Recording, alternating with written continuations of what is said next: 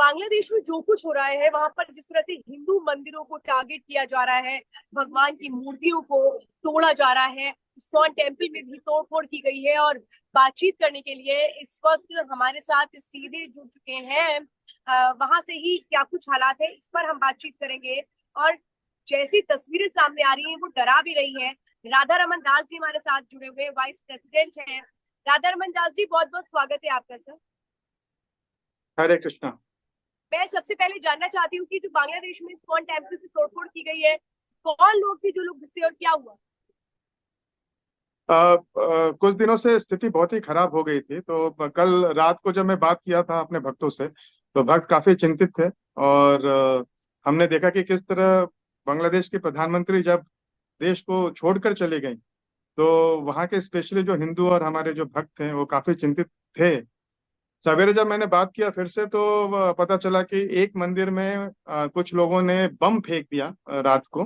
और वहां पर जितने भी भक्त थे वो इतने भयभीत हो गए जब वो बम से अटैक करने लगे, और जो हमारे मंदिर का जो आगे का गेट है उसको तोड़ने की कोशिश करने लगे।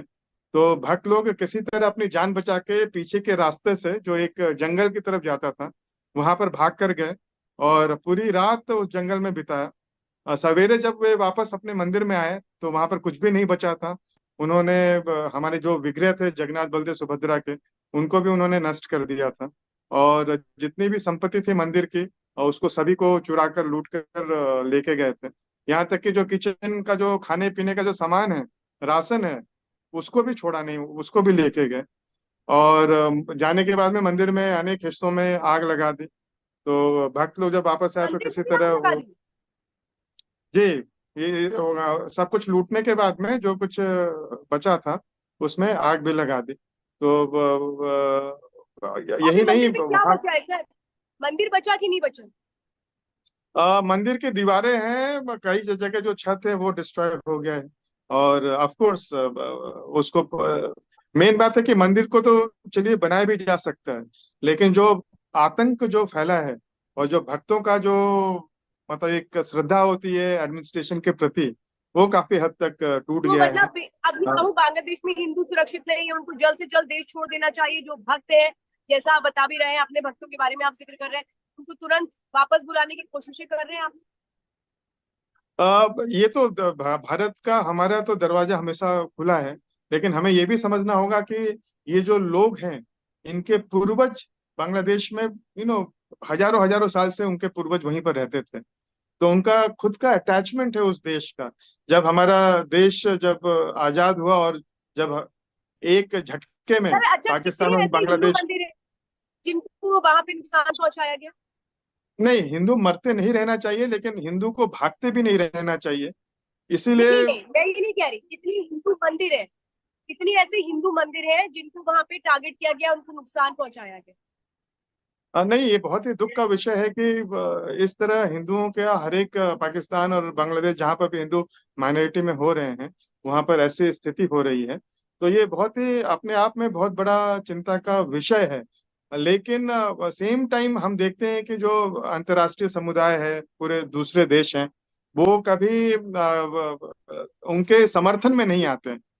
अभी बहुत बार तो हमें पता है कि 1972 का राइट्स, 2021 में भी जब राइट्स हुए थे, तो इंटरनेशनल नहीं नहीं मीडिया उसको पूरा ब्लैकआउट ही कर देती है। सर, मैं एक बात ही जानना चाहती हूँ। देखिए, जो स्थिति है बांग्लादेश में, वहाँ हिंदुओं के लिए बहुत चिंता का विषय है। तो मैं ये जानना चाह रही हूँ कि अभी हिंदुओं की स्थिति क्या है बांग्लादेश में, क्योंकि आप लगातार बता रहे हैं वहाँ मंदिर इस्कॉन टेम्पल को तोड़ दिया गया, मूर्ति को खंडित कर दिया गया, राशन भी लेकर के चले गए, सब कुछ लेके चले गए, आग लगा दी। क्या हालात है बाकी जगहों पर? कितने और मंदिर है जिनको नुकसान पहुंचाया गया? कोई भी सुरक्षित नहीं है, पूरे हिंदू समुदाय में आतंक है। कई कई वीडियोस जो मेरे को व्हाट्सएप में भेजा गया, वहां पर आप देख सकते हैं कि किस तरह महिलाएं और बच्चे आतंकित हैं। वो लोग घर में जिसके पास कैमरा है, वो लोग वीडियो बना के भेज रहे हैं कि किस तरह उनके दरवाजों को तोड़ने की कोशिश की जा रही है। और प्रैक्टिकली वो लोग प्लीड कर रहे हैं कि हमारी कोई रक्षा करे।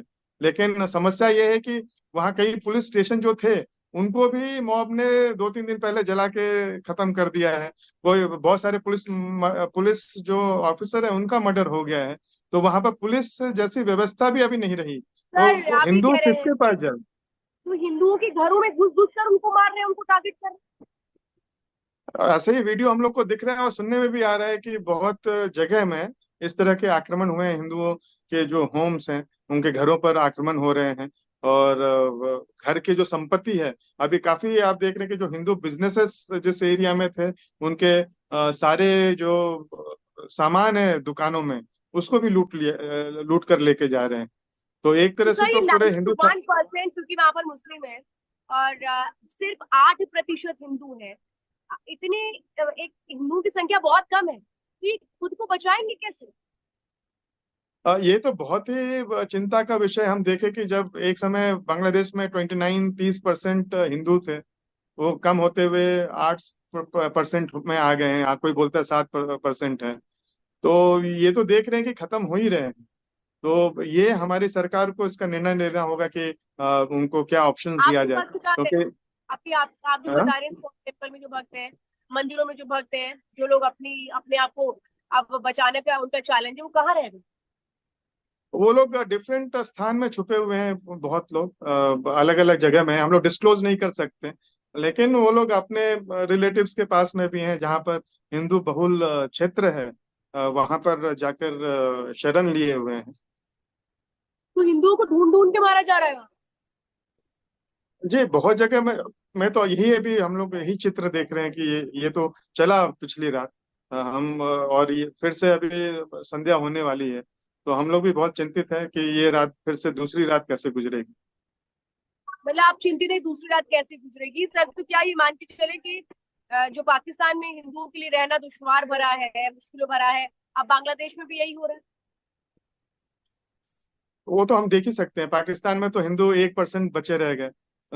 वो उस वहां पर भी शायद 29-30% थे एक समय, और जो खत्म होते होते 1% है। वो भी कुछ लोगों को उनका भी रहना कुछ लोग नहीं चाहते। बांग्लादेश में भी 30% से 8% आ गए हैं। तो पता नहीं क्या होगा भविष्य, हम नहीं जानते हैं।